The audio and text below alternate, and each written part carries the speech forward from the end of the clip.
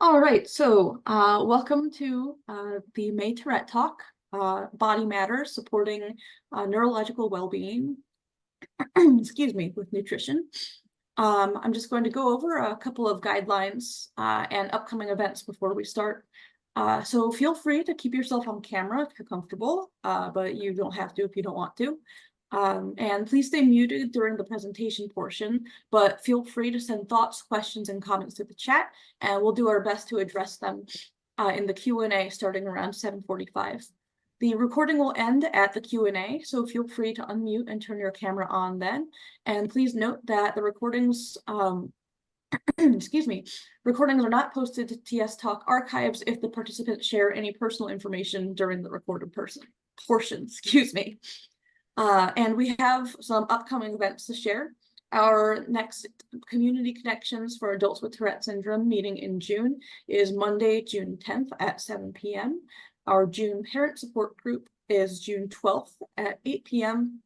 And our annual Camp Fantastic is coming up June 21st to 23rd. And the Leadership Academy is coming up August 1st to 4th. Also, we have our 20th anniversary gala on October 17th this year, and it's never too early to get tickets. So you can go to that website to get your tickets early if you'd like to. And we will be posting these upcoming event links in the chat in case anyone's interested in looking at them. Let me stop my screen share. Again, thank you so much for coming. Oh, we have someone in the waiting room. Let me let them in.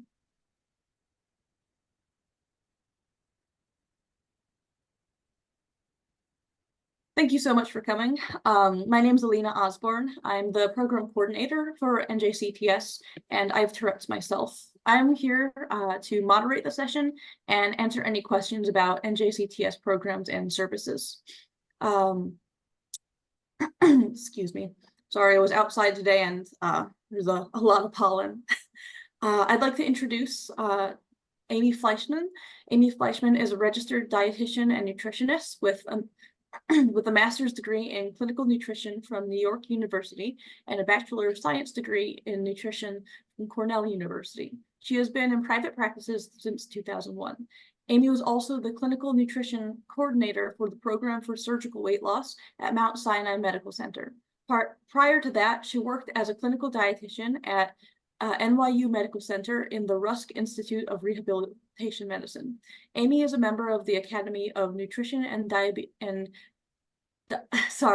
Dietetics and the New Jersey Dietetic Association.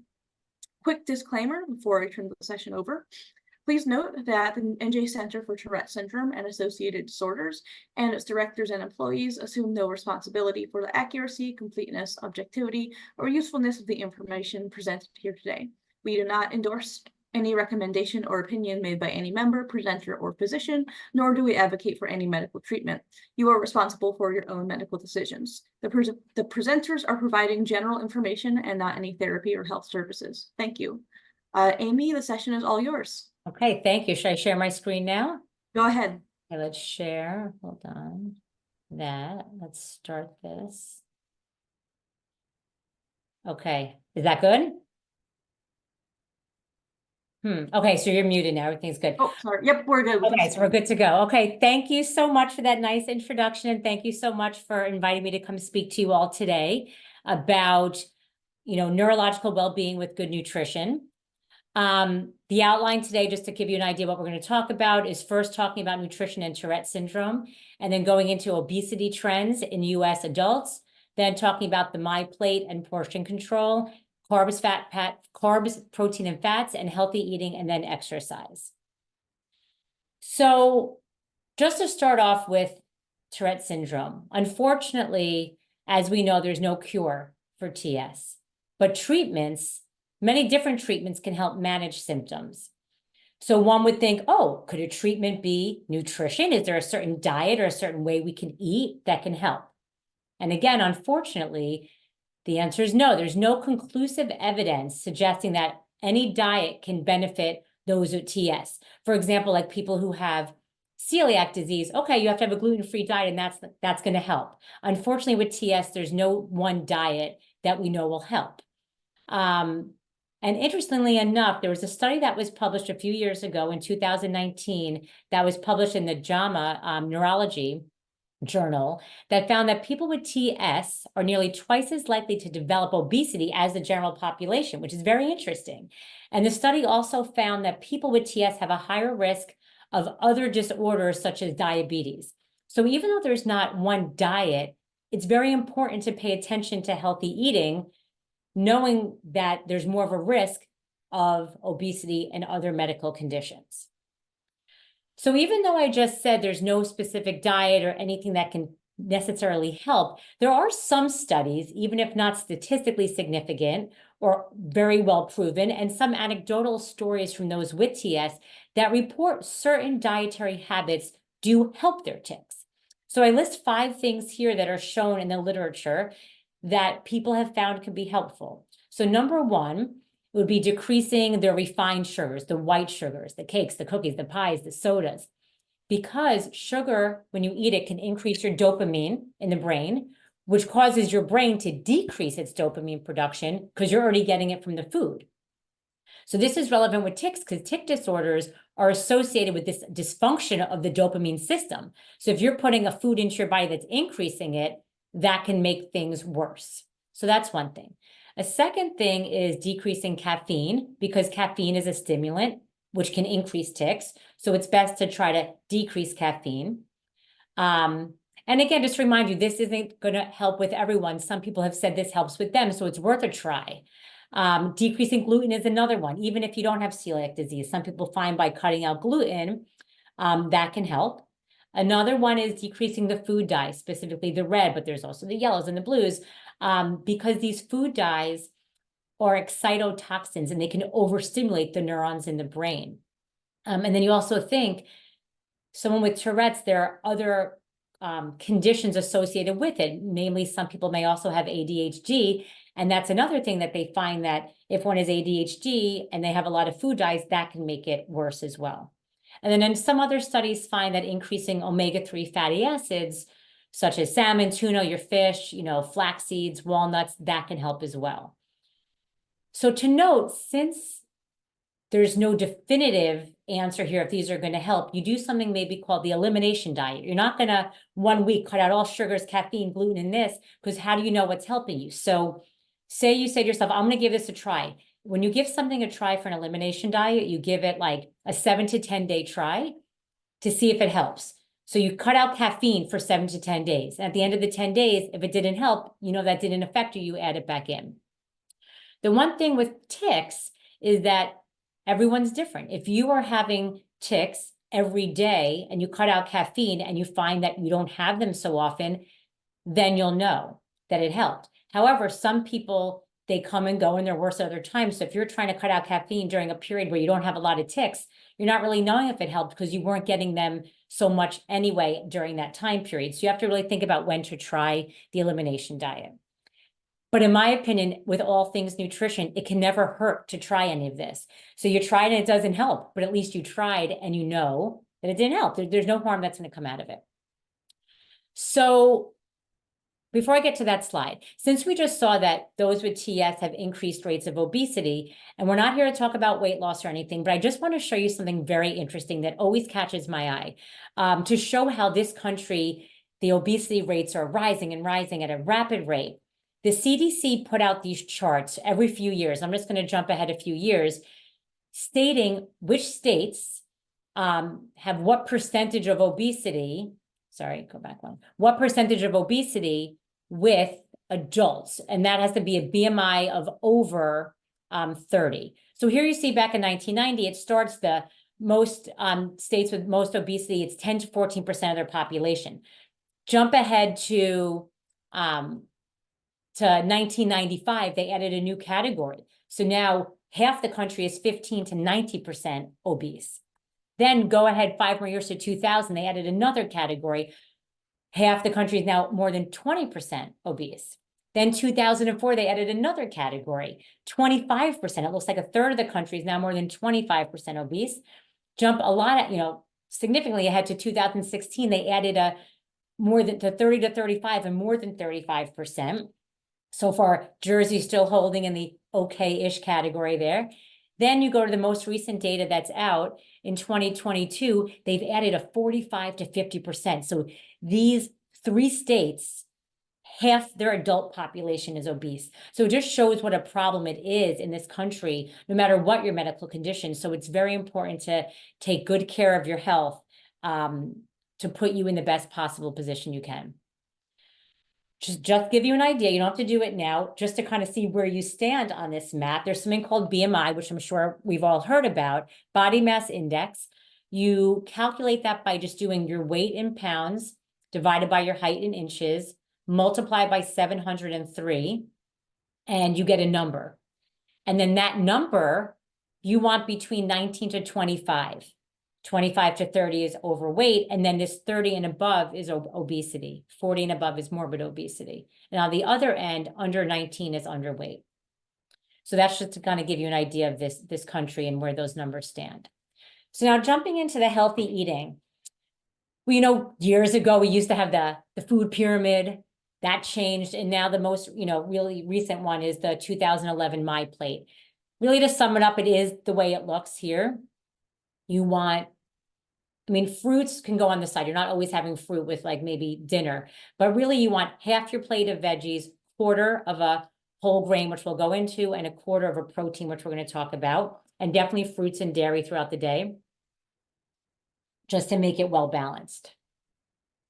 An interesting study about health, and I like this study, it was done from 2000, so not the most recent, but it still holds true, that the more you're served, the more you're going to eat. And they did this with macaroni and cheese, an interesting study. And they found that the more mac and cheese they put in front of someone, the more they ate. And it makes sense. So it shows us, we're living in a supersized world in the United States. I feel you go to Europe, their serving sizes are smaller, but here you're served so much, and that actually we eat more because of it. So whenever you can at home, serve it on a smaller plate. Some people eat like the small appetizer plate or the small salad plate, so they eat less. Or maybe you go to a restaurant and the portion sizes are so large, before you even go in to eat it, say, hey, can I have a to-go bag? And you put half to go before you even start eating it, because that can help with your portion size. So this is an interesting slide, because this is showing, well, how much of all the nutrients should we be eating? Carbs, fat, and proteins, those are the 3 macronutrients. Carbohydrates, which will probably surprise some of you, the recommended amount says you can eat up to 50%. And I know a lot of people are very anti-carb. They're like, well, 50 sounds like a lot.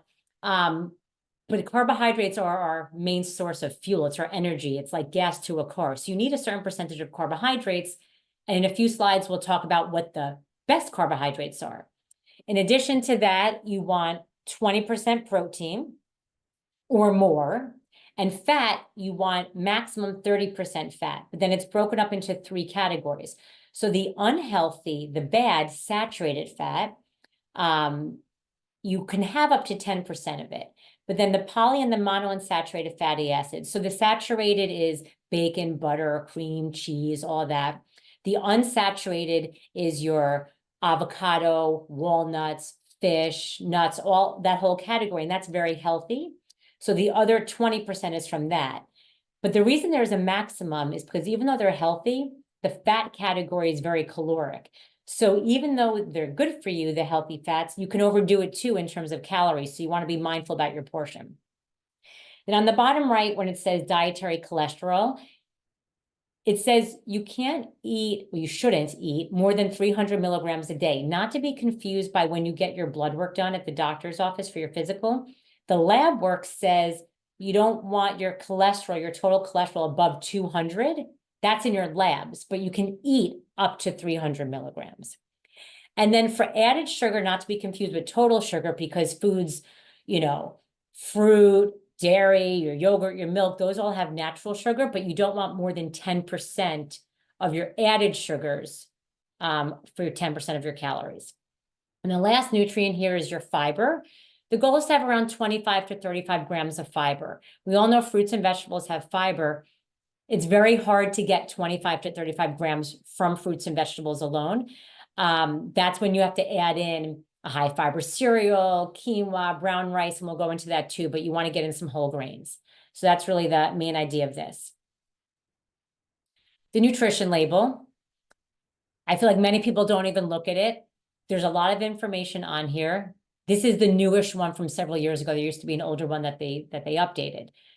I think the biggest thing you're getting from this is the serving size, because a lot of times we want to know what's the better product to buy, but it gets tricky because say you pull out this one box of cereal compared to the other box, but one says 1 cup is, say, the 280, but the other box says a half a cup is 200. Without looking at the servings, you're going to say, I'm going to go for the 200 one because that looks better. But really, if you compare a cup to a cup, it's 400 versus the 280. So then this one is better than 1 cup with 280. So you always, when you're comparing like items and you're standing there saying, what's better? Always make sure you're comparing serving sizes that are equal. I just try to do the math in your head. And you want to look at the calories, and then it's going to say the total fat with the saturated fat and trans fat under it, your cholesterol, your salt, your carbs. And then now they used to never have to include added sugar, but now they do. So they have how much of the sugar is added, and then they have your protein. And the 4 nutrients that are now required to be listed are vitamin D, calcium, iron, and potassium, because those are the ones that we usually don't get enough of. So they want to make sure people are aware of it. And then that, you look on the right side of the column and you say, what percentage, just knowing that you want to get 100% of those nutrients for the day. So now going into the carbs, fat, protein to get a little more detail. You don't want to use the word good and bad, but there are healthier and unhealthy versions of all these nutrients.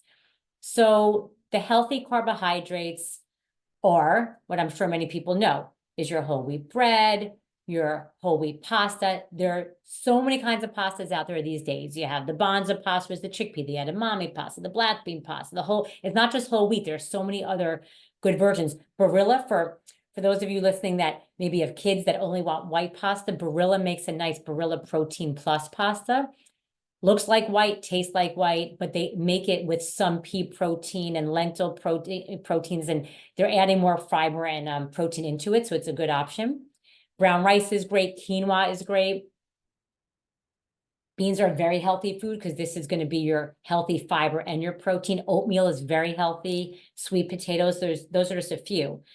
But then the simple sugars, the white refined sugars, white bread, white pasta, white rice, cakes, cookies, pies, ice cream, soda. You don't have to cut out carbohydrates, but you don't need the white sugars. But you definitely want to have the complex carbs because that's where you get the fiber and that's where you get your energy. There was a study done that on the right, you see what's recommended of all your carbs that you're supposed to have. You want at least 50% of them to be whole grains to get that fiber. But in actuality, what's happening is the left graph is really only 13% of people, it's really, they studied women 31 to 50 years old, 13% were getting the whole grain. So it's a big difference. So they're eating carbs, but not the right kind of carbs. Moving on to the protein, very important to get protein for your muscles, for your energy. When someone turns 40, from 40 on, unfortunately, lean muscle mass starts to decline. So we have to get enough protein to make sure we maintain this muscle that we have. For those that work out more, you probably have a higher protein requirement. All these needs are not just based, it's your age, your height, your weight, your activity level. Everyone has different needs. But for your protein, the white meat, chicken, and turkey is better than the dark meat. Try not to eat the skin. So fish is very healthy, but again, not the fish that you go to a restaurant and it has the whole butter sauce all over it, or it's fried. You want just a healthy grilled piece of fish. Low-fat dairy, very important to get your calcium in. Egg whites are great. And even everyone always has the question of the egg. Are eggs bad or are they good? They used to be bad, then they used to be good, and now they're back as being okay. The goal now is not more than 1 egg yolk a day. So if you're making eggs, maybe crack 1 yolk and pour some egg whites in it and do it there. Or maybe you have eggs twice or 3 times a week and you can make 2 egg yolks because you're not having it the other day. Tofu is great for protein, and beans, like we mentioned on the carbohydrate page. But you want to avoid, you don't want to have a lot of red meat because it's saturated fat. You want to limit your cheese. No baking because it's processed. So there are some proteins that you want to limit. Fats. Fats are very healthy. They cushion our joints. They help our gallbladder to function. Many important reasons that we need fat, but you want the healthy fat. So we went over the olive oil, avocado, nuts, seeds, fish, the unhealthy, the butter, the cream, and even the baked goods. People think, oh, baked goods isn't high in fat because that's sugar. Think how much butter goes into these baked goods when you're baking yourself. But what I do want you to keep in mind is that, like I said earlier, all of these healthy, unhealthy are caloric. So 1 tablespoon of olive oil is the same amount of calories as a tablespoon of butter. So for someone who's trying to watch their weight, for example, that's the same on the scale, but the olive oil is much more heart healthy. So you want to have the healthy ones, but you still can't go unlimited amounts on them because they are high in calories. Now, those are the macronutrients, but there are a lot of other things we have to talk about in your diet. Hydration is super important. Many people don't meet their 8-ounce cups of water a day. Water is best, but if you don't like it, seltzer is fine. Anything decaffeinated, but the reason you want to limit the caffeine is dehydrating. I'm not saying if you're a coffee lover, you have to avoid your caffeine, but the rule of thumb is that you want 6 to 8 cups of water a day. Now, remind you, a cup is 8 ounces. So some people may have that big 16-ounce cup and they drink that. So you got 2 right there. But for every cup of caffeine, every 8 ounces of caffeine you have a day, you need to add on a cup of water. So say I drink 2 cups of coffee a day, instead of 6 to 8 cups for my needs, I need 8 to 10. I had to add on those 2 cups because the caffeine was dehydrating. And keep in mind, yes, you want to drink your water, your seltzer, what have you, but food is also providing 20% of your water intake. Some food is, juicier than others. Like everyone knows, oh, watermelon is a high water content, but you're still getting some fluid from your foods. And there are certain things that increase your needs for water, like exercise, if it's super hot out, if you're sick, pregnant, breastfeeding will increase that need. Sodium, this is an interesting one because you don't want more than 2,300 milligrams of sodium per day. Some people need less than 1,500 milligrams if you're over 51, if you have high blood pressure, diabetes, kidney disease. The majority of Americans eat more than 3,300 milligrams of sodium a day, but I'll tell you, it's easy because the 2,300 milligrams is just from 1 little teaspoon of salt. So if you're someone who adds salt to your food, that's it. You met your needs in like a second because you put a good amount of salt on your food. So it's best not to cook with salt because there's salt naturally occurring in a lot of these foods, limiting your chips, limiting your canned foods. Alcohol, always important to touch on. So everyone says, oh, which alcohol is better? Yes, beer is going to be higher in carbohydrates. So say you're diabetic, you want to watch your beer. But if we look at the serving sizes, it's all kind of similar. So if you have 12 ounces of beer or 1.5 ounces, which is like a shot and a half of a hard alcohol, or a 5-ounce pour of red or white wine, which is what they'd pour you if you go to a restaurant. But if you're pouring it yourself, you're likely pouring more than 5 ounces. Those are all around 100 to 150 calories. The guideline from the American Heart Association is that 1 drink per day for women and 1 to do per day for men. The important thing to note also from a TS community perspective is that some people may be on medications, SSRIs, SNRIs, and the alcohol can decrease the effect of the medications you're taking. And on the other flip side, the medication itself can increase the effect of the alcohol. So you have to be really careful if you're on certain medications, talk to your doctor to see if there's an interaction with alcohol in the medication that you're on. Other tips for eating healthy. I know it sounds so cliche, but everything in moderation. And that's why this rainbow over here on the bottom right of the slide, it's no longer an apple a day keeps the doctor away. It's the rainbow of fruits and vegetables, because the blueberry is great for one thing and the strawberry is great for another, but spinach is great for this. They're all healthy in their own way. So it's best to eat everything in moderation, have a little of everything and have a good variety. The speed at which you're eating is also important. Many people don't realize, they keep saying, oh, I'm so hungry, I'm so hungry. Your stomach literally takes 20 minutes to send a hormonal signal to your brain that says, hey, I'm full. Then when you're full, you get to make the decision, am I going to eat more? Am I going to, stop eating? But for those who eat fast, my clients who eat fast, I say, time yourself so we know how fast you eat. They're usually around 10 minutes. They've scarfed their whole meal down in 10 minutes and they ate more than they would have because they never got that time to know that they were full. And then when they're done with their meal, 10 minutes later, they're like, oh, I'm stuffed. So if you're a fast eater, I would take your time and put the timer on your phone and not that you have to chew slow and silly, but leave like 5 bitefuls till the end of your 20 minutes, because then you'll know if you really want that food, to see if you're still hungry. We spoke about variety. Fruits and veggies are very, healthy and important. And you want to bake, broil, and steam your foods instead of frying. Another note just about the fruits and vegetables, always best to get your vitamins and minerals from the food. Much better than getting it from a vitamin, because the vitamin world is not regulated like the medication world is, like a Lipitor and aspirin. It's a different regulatory body. You don't know exactly what's in it or how pure it is or where they're getting their ingredients from, or is it really the amount in there that they say is in there. So do your best to get your nutrients from real food. This is an interesting one here. I'm not sure if you guys have heard about the EWG. It's the Environmental Working Group, a nonprofit that they do a lot of things. I mean, if you're interested in this kind of stuff, you can sign up for their listserv and you get certain emails, which are very interesting. But one big thing they do is every year they have an updated list called the Dirty Dozen and the Clean 15. And this, I gave you the most updated one from 2024. The Dirty Dozen, they're saying, is the top 12 fruits and vegetables that have the most pesticide residue. So not that you have to have a whole organic household. It's not realistic. It's very expensive. But if you're questioning certain things, what should I get organic?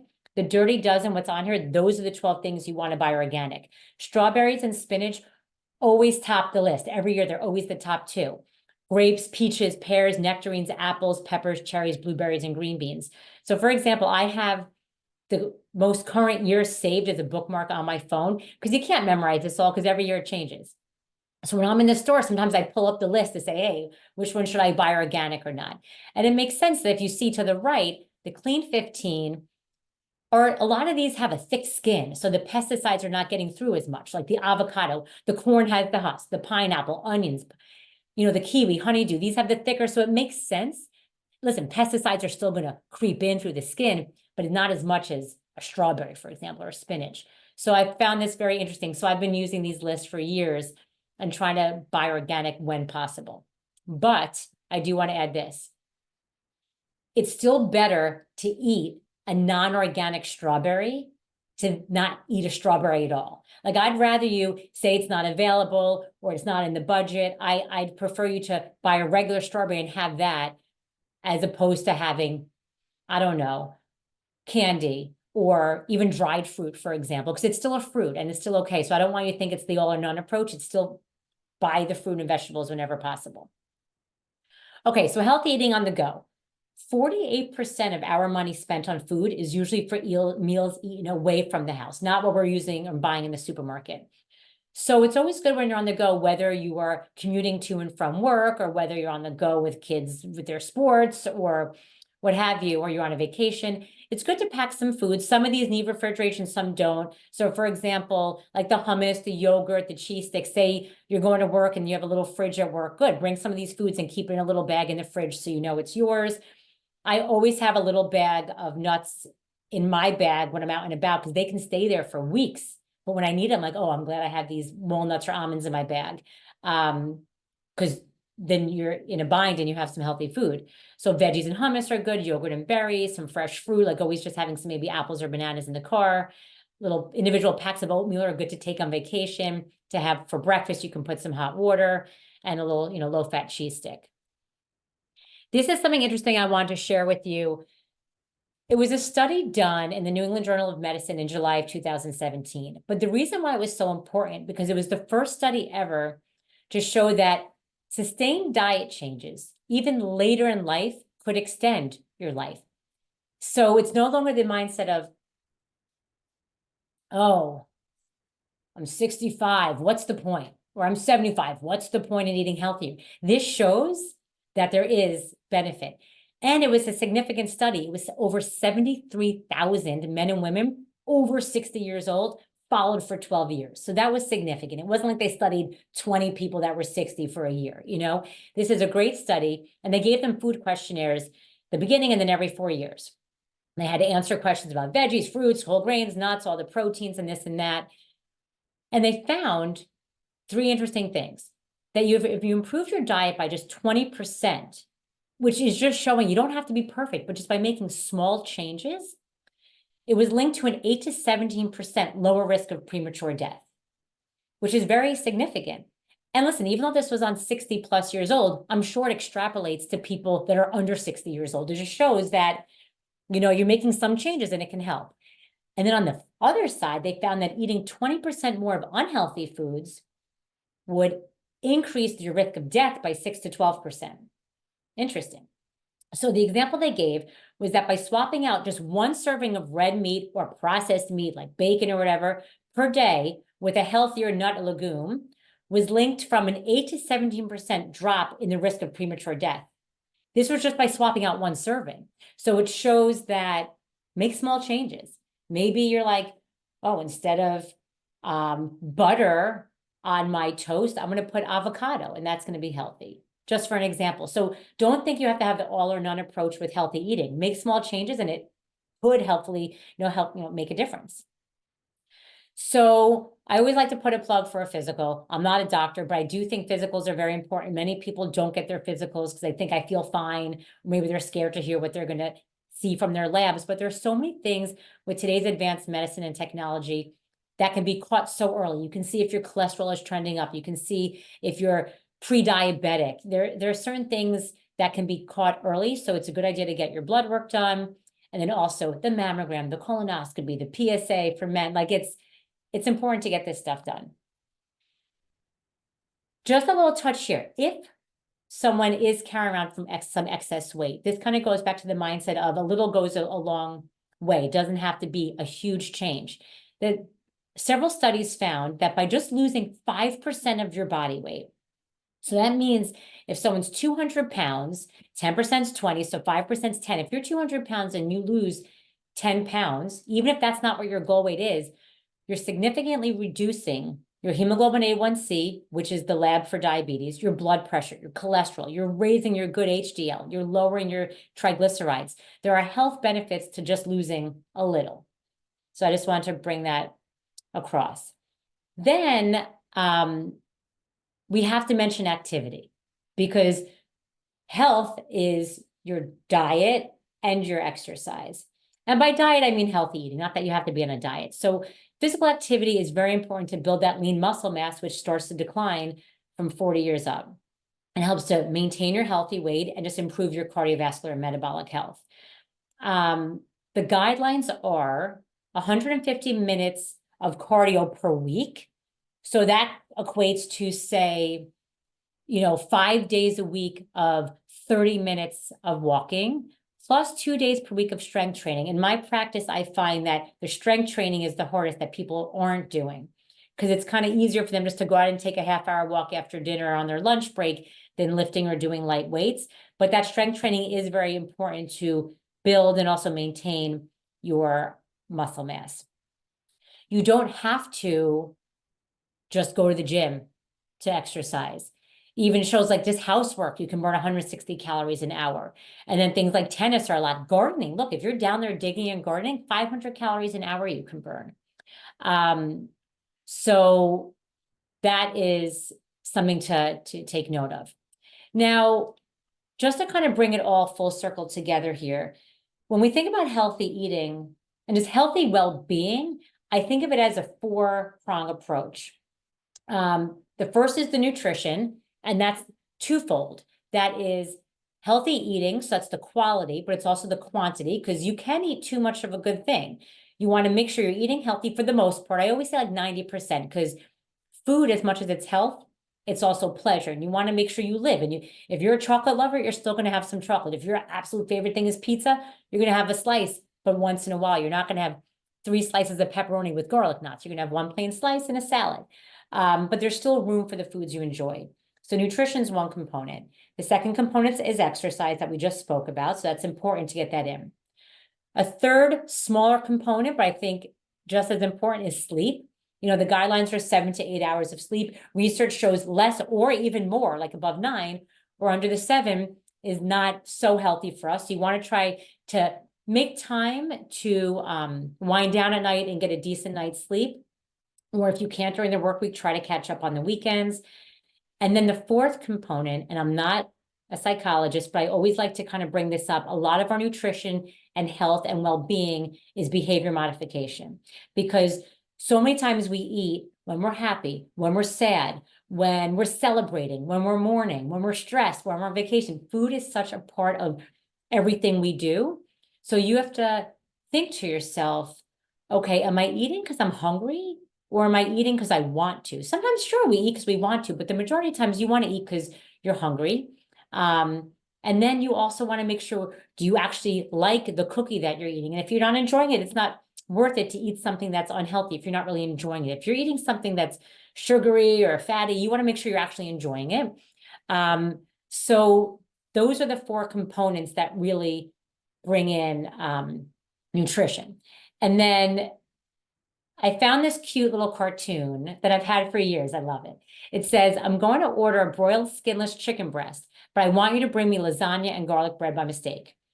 Because this is natural. We want to eat these fun, unhealthy things, but as long as you give it your all and you have, you're motivated to a degree, that's okay. That's very healthy. So you just do the best you can, but also know, say you have an unhealthy meal. You don't have to say, oh, forget it, I blew it. The whole weekend's unhealthy. I'm going to start on Monday. Just say, okay, this was an unhealthy meal. I'm going to start back up at it, tomorrow. I'm not going to let it go. You just get right back on track and you do the best you can. And just know that you're human. It's okay to have a bad, unhealthy day or unhealthy week, but you can always turn it around and get back on track.